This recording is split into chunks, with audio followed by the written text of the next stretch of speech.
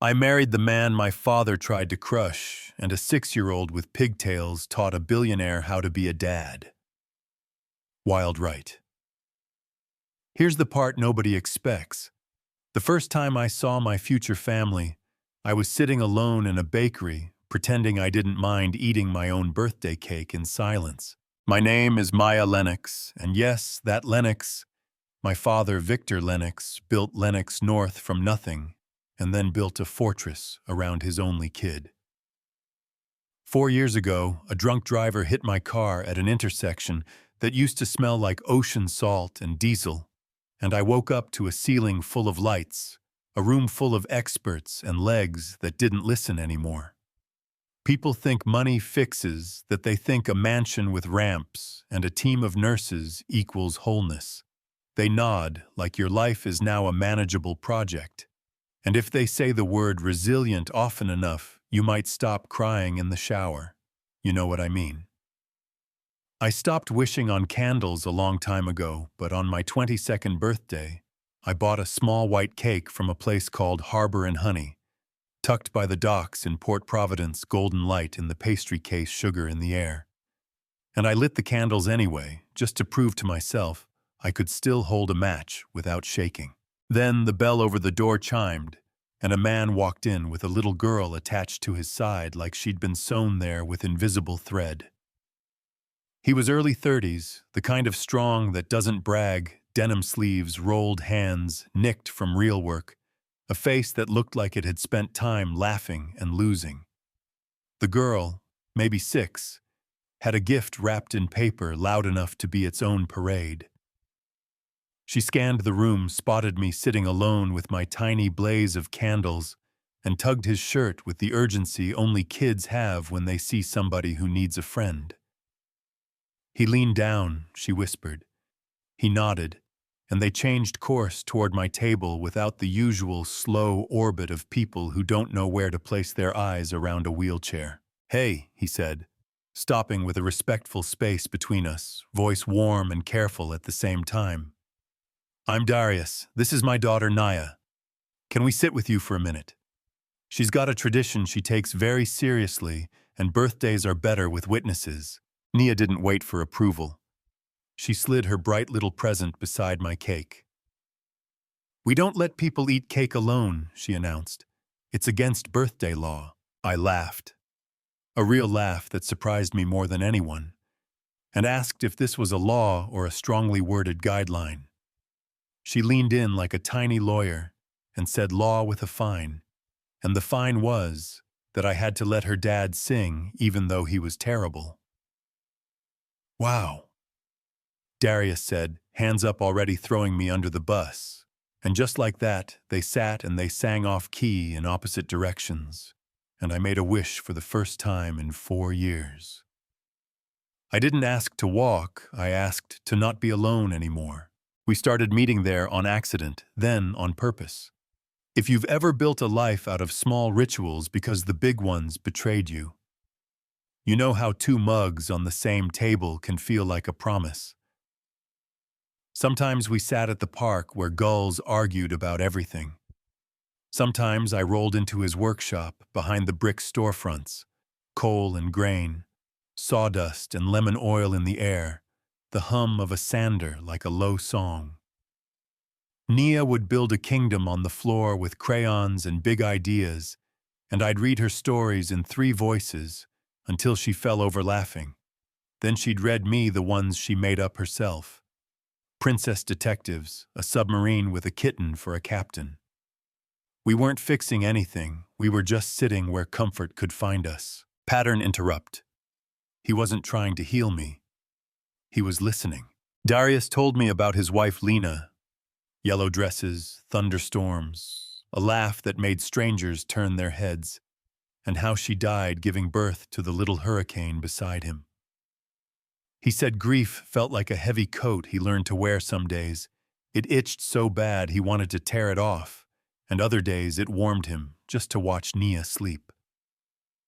I told him about the intersection, the second of floating quiet before impact, waking to machines and men with pens. I told him how my father handled it like a merger. Assemble the team, set the schedule, spend whatever it takes.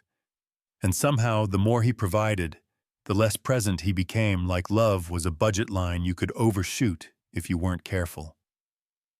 Darius didn't flinch at the chair, didn't rush to the silver lining, just asked if I wanted the sunlight on my face or my back, and whether I took my tea with lemon or straight.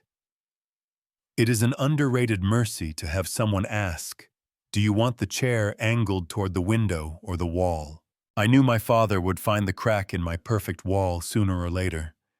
Men who control empires don't lose daughters by accident. They lose them by inattention and call it fate. Security noticed. I got home later, the house manager noticed. I laughed more. A black SUV noticed everything, because that's how it earns its keep. A file landed on my father's desk with my name tabbed in neon. The first photo was me in the workshop, smiling with sawdust in the air. Like golden snow, Darius leaning in to hear me better. He called me to his study, the room with stock tickers crawling the wall like ants and a window too big to feel safe.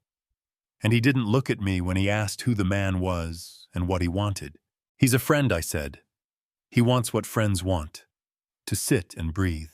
"Rich men don't have friends," he said, finally meeting my eyes. "We have associates and opportunists.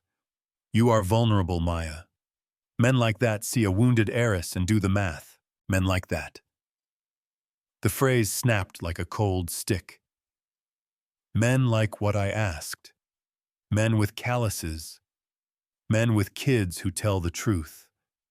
"Which math are you talking about, Dad?" "I'm protecting you," he said, and his voice went soft, the way thunder goes soft, when it's too close from people who would use your loneliness to get at you. "I can make this go away. Cease contact, or I will compel him legally, and I will not lose sleep doing it. Calm, clinical, lethal. Do you think that's fair?" I laughed, a sound with more edge than humor. "You can protect a house by sealing every door, but that's not protecting a person that's embalming them. I don't need a guard, I need a father." He stood, always a power move. Gray suit, silver tie, a face that has killed rumors with a single eyebrow for decades. "You will stop seeing him," he said, not loud, final the way January says it. "Or I will crush his business with audits and zoning, and I will call it protecting you." The word crush made my hands shake. There's a kind of cruelty that dresses as responsibility. He wasn't a villain in his head.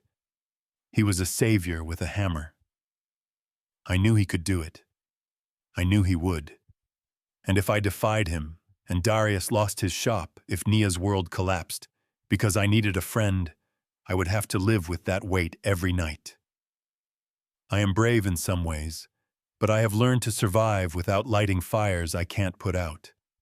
So I sent the ugliest text of my life. "I can't see you anymore. I need space, please don't call." And it tasted like swallowing pennies. The phone buzzed on the counter like a small animal I had trapped. I left it there. For 3 days, I turned my face to the window and called that choice wisdom, while my chest felt like a room with no air. The house staff walked like ghosts, with purpose, polite and absent. The lake hit the rocks hard. Up the hill, the bakery lights came on like tiny moons, and I told myself it was fine. Yeah, that happened. On the 4th day, Darius buckled his courage like a seatbelt and drove to the bottom of our long iron gate. The guard did his job, professional, firm, apologetic, and said he couldn't let them in. So Nia did hers. She slid her face between the bars, like a very small prisoner of hope, and called up the drive Maya. "We miss you. You said we were witnesses. We can't witness if we can't see you. Kids don't know they're writing lines that will live inside you forever." I heard that voice through 2 acres of money and 4 inches of bulletproof glass, and something inside me that had been out of socket slid back into place with a click you could almost hear. I took the service elevator. Maria from the kitchen met me at the door, crossed herself, kissed my hair, whispered, "Go," and rolled into the rain.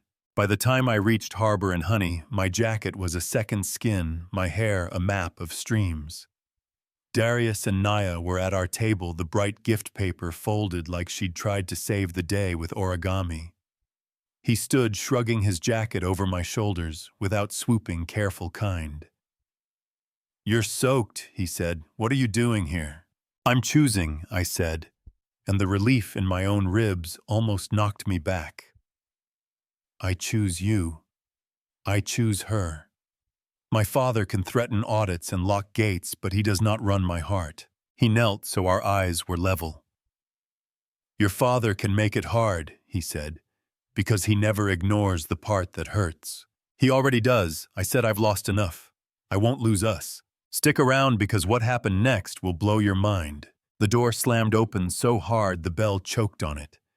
Victor filled the doorway like a storm cloud suit, ruined hair, plastered anger bright enough to light the room. "Enough," he said, voice booming off tile and teacups. "Maya, you're coming home." Twist. The battle line everyone expected never came from where we thought. Before I could speak, Nia moved. 6 years old, 40 pounds, 2 pigtails, full courage, and planted herself between my chair and a man who buys buildings like most people buy coffee. "You're her dad," she said, "but you're being mean.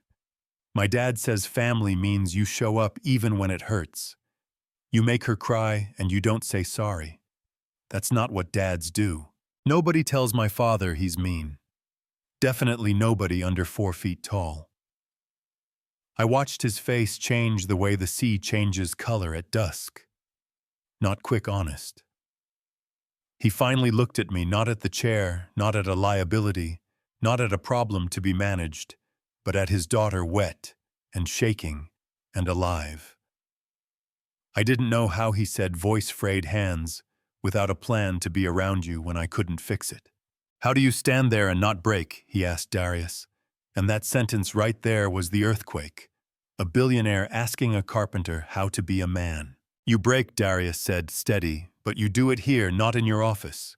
You be afraid and present at the same time." I rolled forward until I could take my father's hand.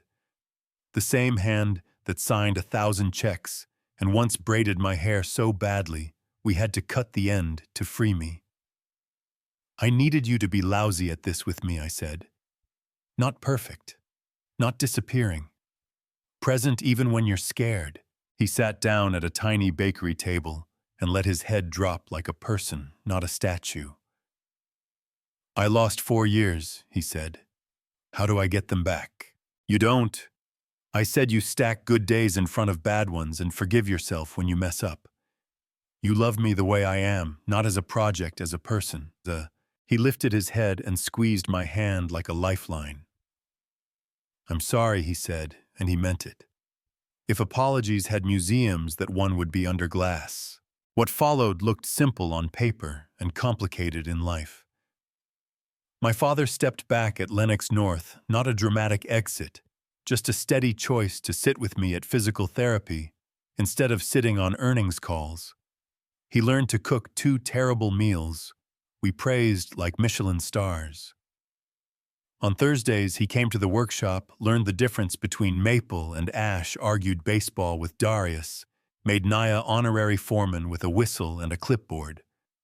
People said he'd gone soft, but I watched him get brave. He chose us over a reputation that had fed him for 30 years. We got married in the place that saw me first instead of seeing the chair. Harbor and Honey closed for an afternoon, white ribbons strung from the pipes, a path widened for my wheels, the air smelling like sugar and second chances. I wore my mother's dress, a seamstress with holy hands cut it to flow around me like water. Nia scattered petals like she was laying a road for a queen. My vows were messy and real. Darius promised to push when I was tired, and to let me push when he forgot he didn't have to carry everything. My father walked beside my chair, fingers on my shoulder, light as a wing. We danced. I spun my chair till I was dizzy. Nia circled me like a comet. Darius laughed with his whole face. My father took a mic and admitted he'd confused strength with numbness for most of his life. We cut a cake that tasted like the room was blessing us. Yeah, that happened. 6 months later, our son arrived. Jonah Charles Cole, a name that braided two families together and made my father sit down hard and pretend the fluorescent lights were the reason his eyes were wet. It wasn't easy. Anyone who tells you it was doesn't remember. There were alarms and hard nights, and doctors who used words like risk and pressure and storm. But I was never alone at 3 a.m., not in that hospital room, not in my own house. Darius held my hand like it could tell him the weather inside me. Naya drew pictures of the four of us and taped them to the wall with the kind of confidence only kids have. My father paced with a swaddle like he was carrying glass and gold. We could end the story there, and nobody would complain. Weakness, connection, confrontation, transformation, celebration, roll credits. But life likes a sequel, and not always the kind you asked for. A few months after Jonah was born, a business magazine ran a headline that didn't bother with nuance. Heiress marries local carpenter. As CEO, father steps back. Board questions. Influence. And strangers with opinions decided they understood us from 3 photos and a rumor. People love the story where the rich fool gets taken or the gold digger wins, and they rarely admit they're just mad at their own loneliness. We could have stayed quiet or sued. We did neither. Darius wrote a statement saying we'd publish every contract we took for a year with bid histories attached. My father told the board he'd recuse himself from anything that breathed our name, and if they had a problem with him sanding chair legs on Thursdays, they could discuss it with his new supervisor, a 6-year-old with pigtails and a whistle. They laughed. They also backed off. Not everybody did, and that's fine. The wind howled for a while. We held the door. Here's the part that still keeps me up, and this is where I need you. The drunk driver who hit me is up for parole. I got the letter last week, thick paper, important font, asking if I want to speak at the hearing. Do I stand there and say, keep him inside because my sentence didn't end when his began? My wheels still turn where my knees won't. My husband still checks the locks at 3 a.m. Out of habit, my father still apologizes in the kitchen when the quiet gets loud. Or do I say, let him out? Let him try. Let him put something back where he hollowed it. Everybody loves a heroine who forgives because it looks good on a tote bag. Real forgiveness is a cliff edge you don't step off it because a stranger tells you, brave people jump. If it were you, what would you do? I don't have the answer yet. Some days I hear Naya at the gate calling my name, telling the truth without fear. Some days I see my father in the bakery doorway, soaked and furious and scared, and I remember what it felt like to stop being managed. Both memories live here, and neither decides for me. What I know is this: I am not alone anymore. If I speak, Darius will anchor my hand till my pulse steadies. If I stay home, my father will parade Jonah around the block like a tiny mayor. Whatever I choose will be mine, and that matters more than any label a headline pins to my chest. So that's my story. A law against eating cake alone, a man with sawdust on his collar who showed up without trying to fix me, a billionaire who learned to apologize with his whole mouth, a kid who said the quiet part out loud, a wedding that smelled like sugar, a baby whose name stitched 2 bloodlines into one. And now a letter on the table, heavy for its size, asking what justice looks like when pain and power sit on opposite sides of the room. Do you think protection without presence is love or just fear in a nicer suit? Is it fair to expect forgiveness on a schedule? Or is forgiveness a gift? You only give yourself when you are ready and never a second sooner. If it were you, what would you have done at that bakery door, at that board table, at that parole hearing? Tell me where you stand on second chances, on what real strength looks like, on how money and prejudice twist the view. Drop your take in the comments. Argue, agree, push back. Tell me your version. Tell me what you've seen. Tell me what I got wrong and what hit home. If this story landed anywhere close to your life, share it. Subscribe and stick around. The next chapter is still being written, and I want you in the room when it is.